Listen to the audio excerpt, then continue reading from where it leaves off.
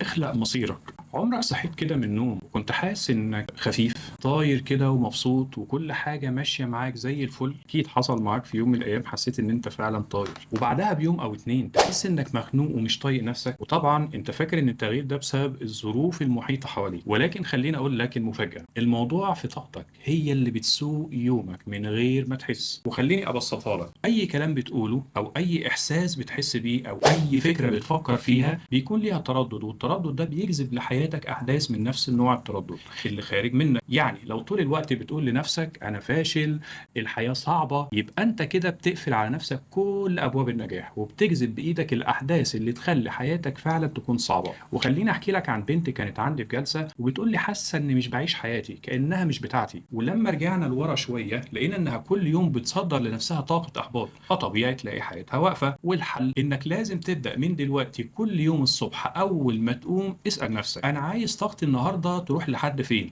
واكتب كلمه او جمله، اي كلمه ايجابيه وبس كده. موضوع بسيط، مجرد ما انت هتعمل كده انت بتزرع مصير جديد ولكن ايجابي. تفاءلوا بالخير تجدوه. ربنا سبحانه وتعالى في الحديث القدسي لما قال فان ظن بي خيرا فهو خير وان ظن بي شرا فهو شر ولا يلومن إلا نفسه. وما تنساش أنا هنا عشان أفكرك دايما إنك مش ضحية الظروف، وإنك تقدر تخلق طريقك بنفسك. عايزك بقى في النهاية تقول لي كده بصراحة، يا ترى حاسس إن جواك طاقة كبيرة بس مش عارف إزاي توجهها؟ عايزك تكتب لي في كومنت أيوه، وأنا إن شاء الله هرشح لك كتاب أو كورس يساعدك إزاي تعرف توجه طاقتك علشان تقدر تفتح أول باب للتغيير.